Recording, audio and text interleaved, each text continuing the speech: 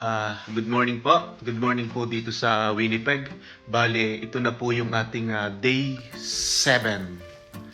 Bale, tatakbo na po tayo ng Regina, Saskatchewan today. Nagbe-breakfast na po kami dito sa bahay ng kaibigan ni Mrs. Yan.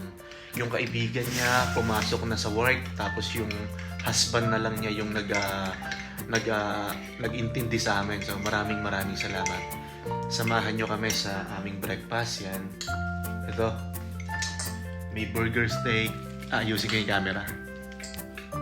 May burger steak. Yan. Tapos merong syempre chicken joy. Yan. Sabi ko sa kanila hindi na ako nakakain kagabi sa sobrang pagod. Nag-beer ka na lang. And tapos may itlogs, scramble na itlog, tapos bacon. Mahal na rin na, maghiga muna. Anak, higa muna anak. Yan. Salamat, maraming salamat kay Odi at saka yung name ng mister niya. Kalimutan ko na rin, no? Sorry. Maraming salamat sa inyo, ha? Andito kami sa Winnipeg, Manitoba. So, ang alis namin dito siguro mga 9 a.m. After nito, mag-shower na kami. Tapos, pasyal ako dito sa bahay nila. Ipapasyal ko kayo. Okay, kain muna kami, no? Nagbabalik na ho tayo. Bali, ito yung ating day 7. Nakaligo na kami. Nakakain na kami ng breakfast. Hinihintay ko na lang si Utoy at ang mahal na Reyna. Tapos ang oras dito ngayon sa Winnipeg, Manitoba, 9:06 ng umaga. Bale, sana makaalis kami dito ng 9:30. Hindi ko alam kung ang gusto ng mahal na Reyna, papasyal pa do kami around sa Winnipeg, sa city. Tapos, diretso sa hapon o kaya after lunch, tatakbo na kami papuntang Regina, Saskatchewan. So, makikitulog na naman kami sa kaibigan ng mahal na Reyna. Bale, kasama din niya yun sa Singapore. So, ito, ang ating pormahan ay nakapang city na. Medyo maayos na ang ating itsura ngayon. Medyo nakabawi ng tulog, yan. Ipakikita ko sa inyo kung nasasaan ako, ha. Ako'y na dito sa bakuran. Aba ay nakakatuwa at may swimming pool dito sa bakuran. Tapos ang dami pang halaman. Subaybayan nyo uli kami sa aming paglalakbay ngayong day 7. Dito tayo magsisimula. Yan. Nakakatuwa. Aba, may swimming pool sila. Dito ito sa Winnipeg, Manitoba. Odi and Ben, kung mapapanood nyo ang video ito, ay maraming salamat. Yan. Kung makikita nyo, may tanim silang ampalaya.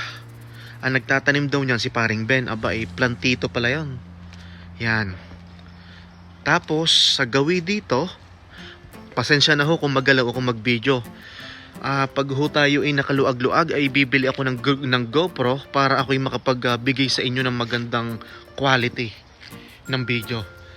Kung makikita nyo doon, may pipino. Yan, pipino. Yan, yan. Pipino. Cucumber. Yan, cucumber. Yan.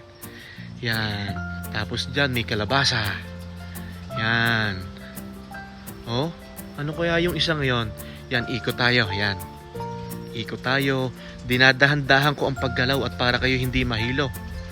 Yan. Okay. Punta tayo dito. May swimming pool, oh. 17 years na sila dito sa Canada. Yan. Ganda ng bahay nila, oh. Magkano presyo nito? Sabi niya parang nabili niya to ng 2016. So for 320 Canadian dollars way back 2016. Oh. Ang sarap nito sa balatong. Yan. Okay, pupunta tayo dito. Ay, ito pala yung garahe. Oh. Napakabait nila.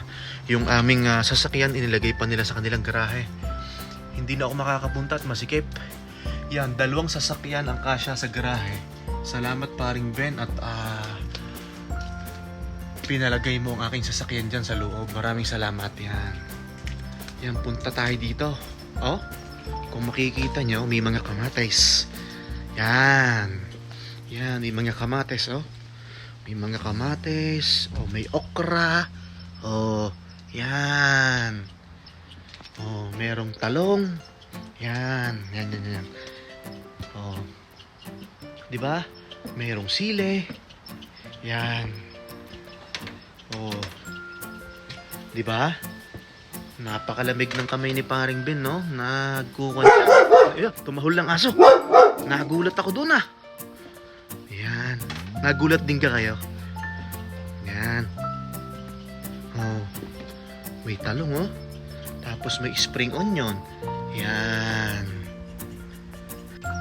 Ako ho pala ay nahingi ng paumanhin dahil gaya ng sabi ko nga dito sa day 6. Ako talaga noong pagkagaling namin sa Jollibee, nung pagkabili namin, pagkadating dito, hindi na nga ako nakapagsipilyo ako'y bagsak agad sa pagkakatulog. Kaya yung huling vlog ko ng day 6 ay talagang parang kinuwan ko na laang, talagang binilisan ko na laang. Pero ang importante, ako yung nakapagpaalam sa inyo, ako yung nagsabi sa inyo na nasa Winnipeg, Manitoba na kami. Yan. Saglit, ipapakita ko ang aking suot at para lagi nang nakashorte, syempre nasa city na tayo. Yan, yan, yan, yan, yan. Oh. Yan. Ay, hindi kita ang aking sapatos. Oh. Ayan. Oh. Oh, pagdating doon, mag-gym na uli ako. Laki ng katawan ng tiyan Yan. Ipakita natin ang ating paramahanan. Saglit, ayusin natin ha. Yan. Ayan, yan ako. Laki ng tiyan ko. Ay, yan. Yan. Yan. Yan. Sana ho kayo hindi napipikon sa aking video at hindi kayo naboboring. Ako ho naman masayahing tao talaga. Ay, nako. Sabi ng aking anak, Papa, 1 more day to go na lang. Bukas nasa Edmonton na tayo. Masabi ko nga pala, kahit hindi pa kami nakakarating ng Edmonton, sa mga Pilipino dyan sa Edmonton, maraming salamat. Bakit? Noong on the way kami dito, nung nasa Quebec yata, parang nag-join sa group ang mahal na Reyna sa Pinoy and Edmonton. Nag-post siya doon sa flea market. Ang marketplace, kung tawagin, marketplace. Hindi nahiya ang mahal na Reyna na mag-post na kung sino pong may ipinibigay or may ipinagbibili ba na mattress, na kama, ay i-message kami. Oh. Kaysa bibili ka ng bago, hindi naman kailangan laging bago. Ayan. Oh, kahit yung kamang yun ay luma na, basta ang importante kami may mahihigaan pagdating. Kaya kung siguro'y darating kami bukas sa Edmonton, magpapahinga lang ako saglit at pipick upin na namin yung lamesa, kama, bed frame. Maraming salamat to. Hindi ko pa kilala kung sino ang ka-message ni Mrs. na taga Edmonton sa marketplace. Yan. 'Di ba? Kaysa bibili ka ng bago sa mga IKEA, Yan, 'di ba? Siyempre, masarap ang bago kung may pera. Kagaya namin, hindi naman kami ganun, 'di ba? Hindi naman ganun kalaki ang bao namin pera. Yan. Hinihintay ko lang ang mahal na Reyna at saka si Utoy. Ang ganda ng paligid, Pasensya na sa video ha, pinipilit kong maging steady. Yan. Yan. Ang ganda ng view, Ang ganda ng view. Yan. At saka kaya ako nag-sweater, medyo malamig talaga. Yan. Okay, puputulin ko muna ang video ha at susugurin ko ang aking mahal na Reyna at baka yun may kamarites na naman sa cellphone ha. Saglit lang.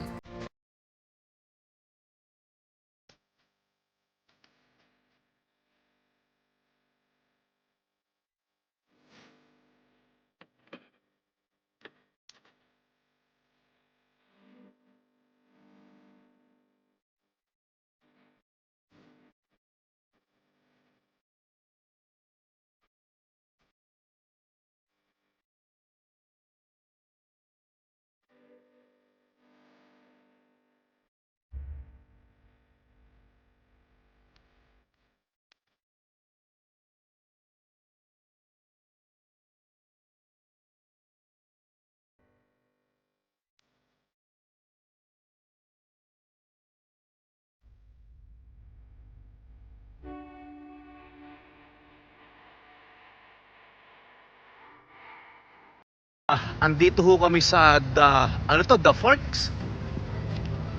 Dito sa The Forks, dito sa Winnipeg, yan.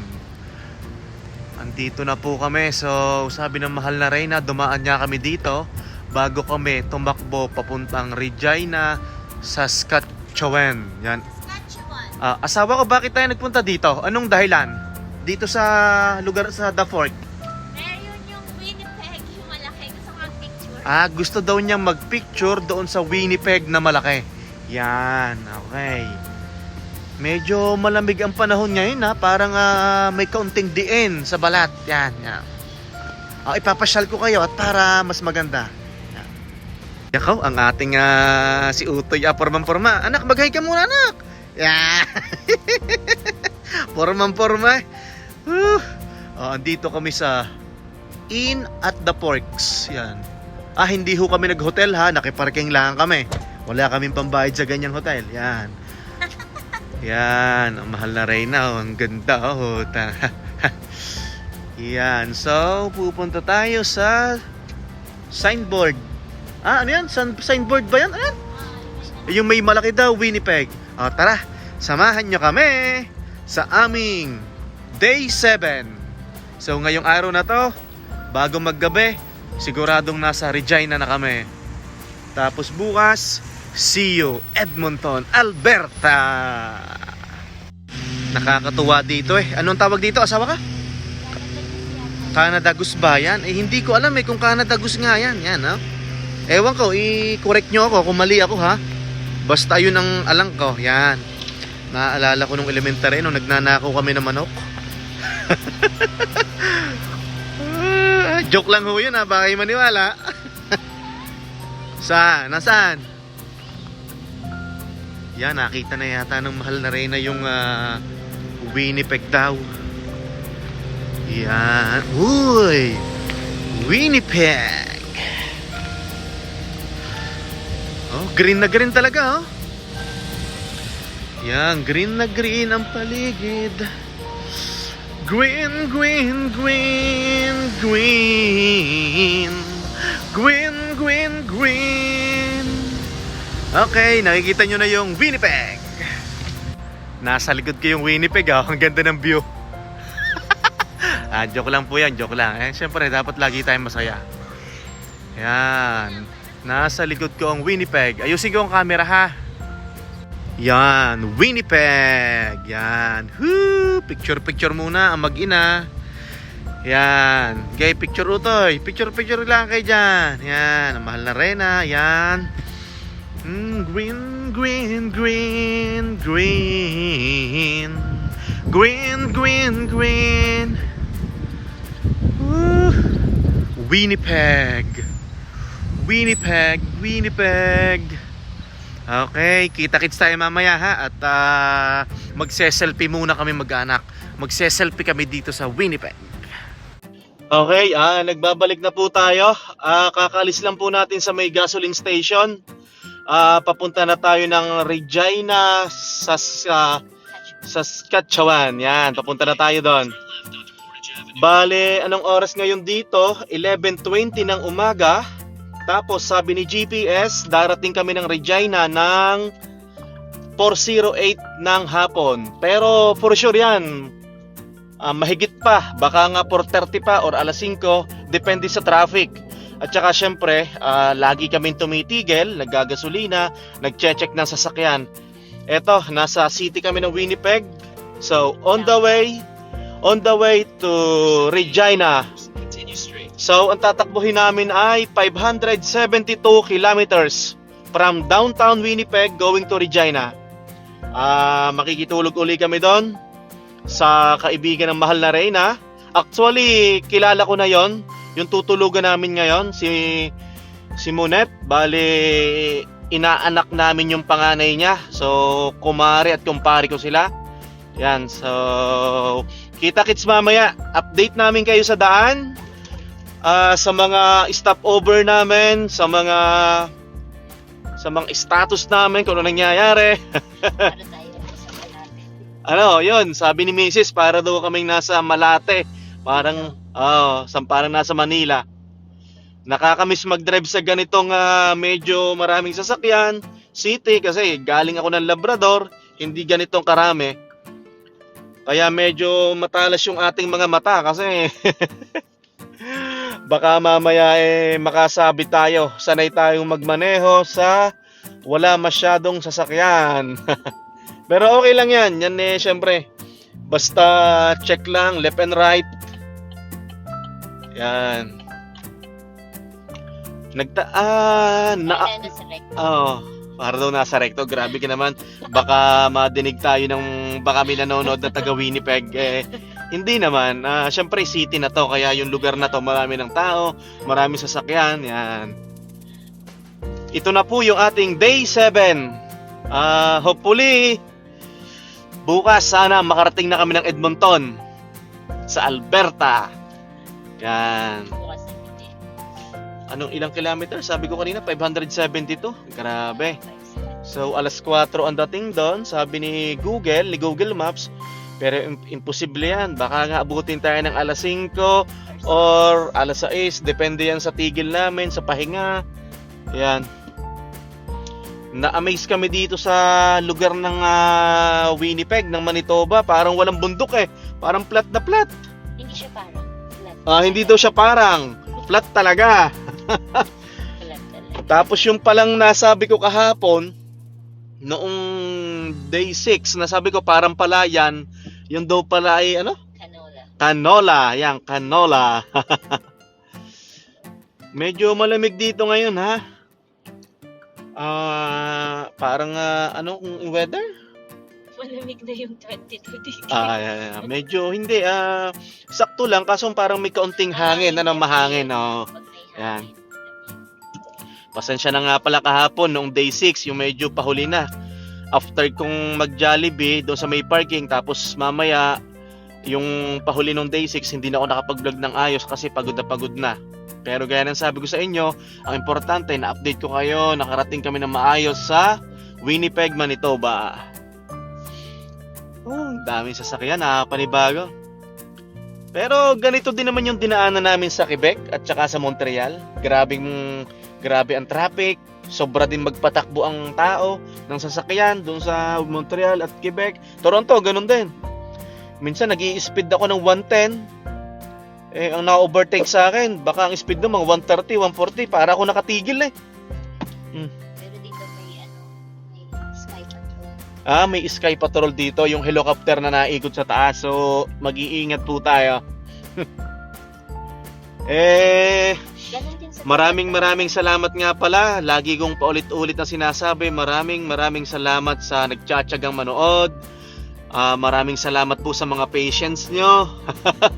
Kasi minsan po hindi po ako nakaka-reply. Pag po tayo nakaluwag ng oras, ay magbabasa po ako ng mga comment. At magre-reply po ako sa inyo. Yan.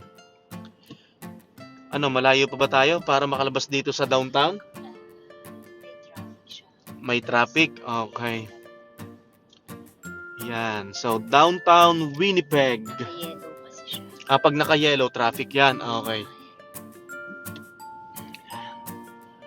Sabi nga pala ng kakilala namin dito, ang Winnipeg daw, isa daw sa maraming kapwa nating Pilipino. Marami daw tayong mga kapwa nating Pinoy dito. Tsaka nandito yung pinaka-center ng Canada. Diba? Hindi Yun. tayo nakapag-picture. Hindi kami nakapagpa-picture sa mismong center ng Canada. Nalampasan na namin. So, kung pupunta kayo ng Alberta at dadaan kayo ng Winnipeg, Sa may highway. sa may highway, makikita nyo yung center of Canada. Magpa-picture kayo doon. Sa right Mm. side. Tapos yung Jollibee dito, 3. Grabe, 3. Sa Edmonton kaya, ilan ang Jollibee? Baka mas marami pa. Ewan natin. Let's see how kung English yun Let's see how Okay, update ko kayo mamaya At ilalagay ko na yung GPS ko dito sa lagayan ko ng cellphone dito sa may windshield. At para focus na tayo sa ating pagmamaneho. See you soon, Regina, after 6 hours. Hanggang sa muli, update ko kayo mamaya. Maraming salamat.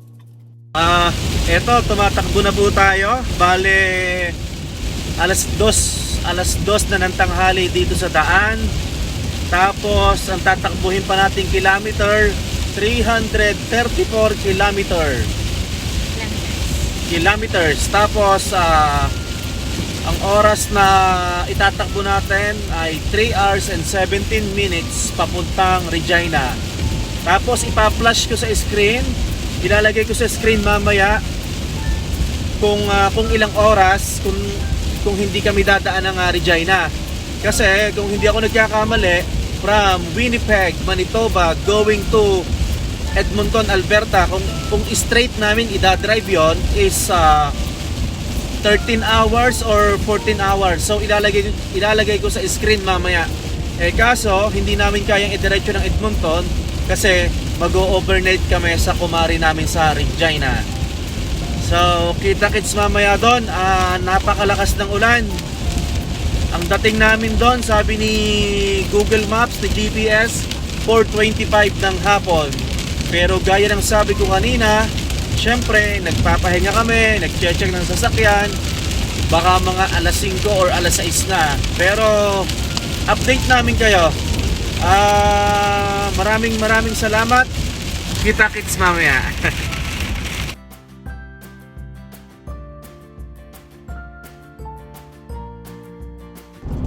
Mukhang may aksidente dito.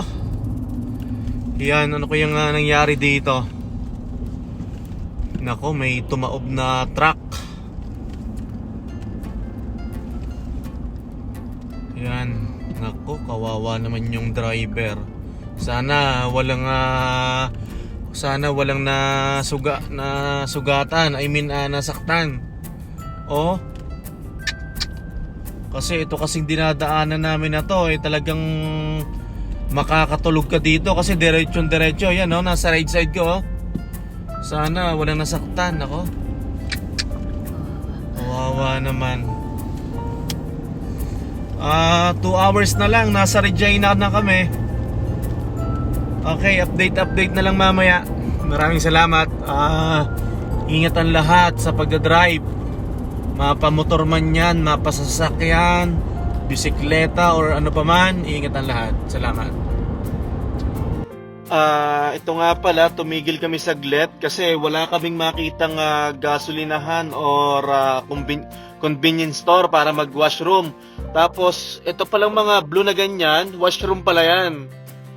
Yan, so ang mahal na rin na nasa loob, nag-CCR na ihe, yan. Ma-share ko lang, no, yan. So, yan palang mga ganyan, pwede tayo mag-stop at pwede tayong umihi dyan or magpupo, yan. So, andito tayo sa Canada Highway 1 West. Canada Highway 1 West. Yan, dire-diretso na to. Dito kami galing sa Winnipeg. Yan, Manitoba. Papunta na kami dito sa Regina, Saskatchewan. Yan. Siguro 1.5 hour na lang makikita na namin yung welcome to Saskatchewan. Yan, nahihirapan ako sa words na yun. Okay, sige, hintayin ko lang lumabas ang mahal na Reyna at tatakbo na kami. 1.5 hour na lang siguro, nasa Regina na kami. Okay, salamat. Malapit na po tayo sa Regina. Siguro mga 35 kilometers na lang. So, ngayon, syempre nagugutom kami, magja-Jollibee na naman kami.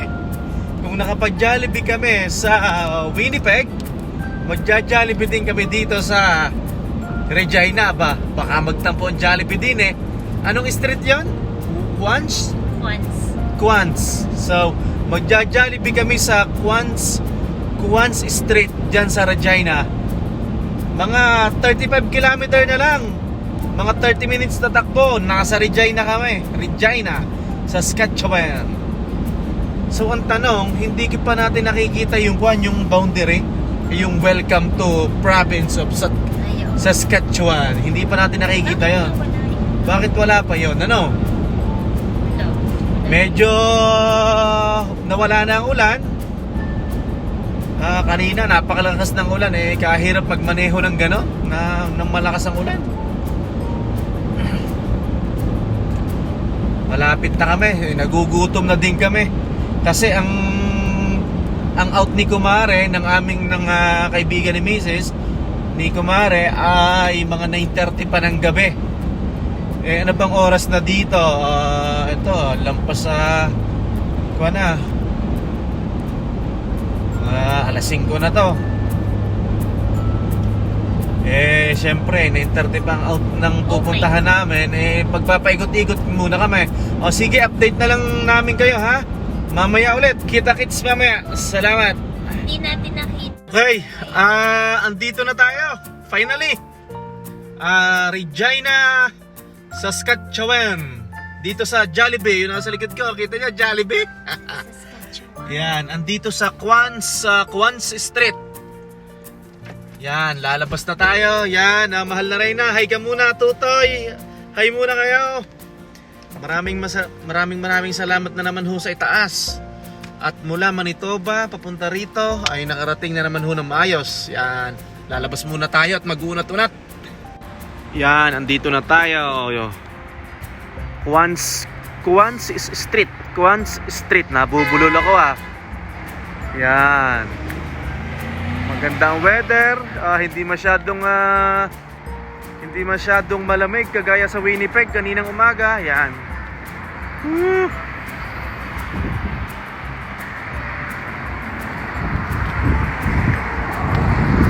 Okay, papasok muna kami at kami ay magwa-washroom tapos kakain na. Okay, balik ako mamaya, mag-update tayo. Maraming salamat ho. Siyempre, hindi matatapos ang araw na hindi ako nagpapaalam sa inyo. Andito na kami sa Regina. Bali, andito kami sa parking lot, malapit sa Starbucks. Kasi yung kumari namin dito sa Starbucks nagwo-work. So, malapit na siyang mag-out. Kasi makikitulog kami sa kanila. Maraming salamat po kung nasaan man kayo. Magandang umaga, magandang gabi, magandang tanghali. Hanggang sa muli, dito na po natatapos ang ating day 7. At bukas, tatakbo na po tayo ng Edmonton, Alberta. Samahan niyo po kami sa aming last journey papuntang Edmonton, Alberta. Maraming salamat. God bless everyone.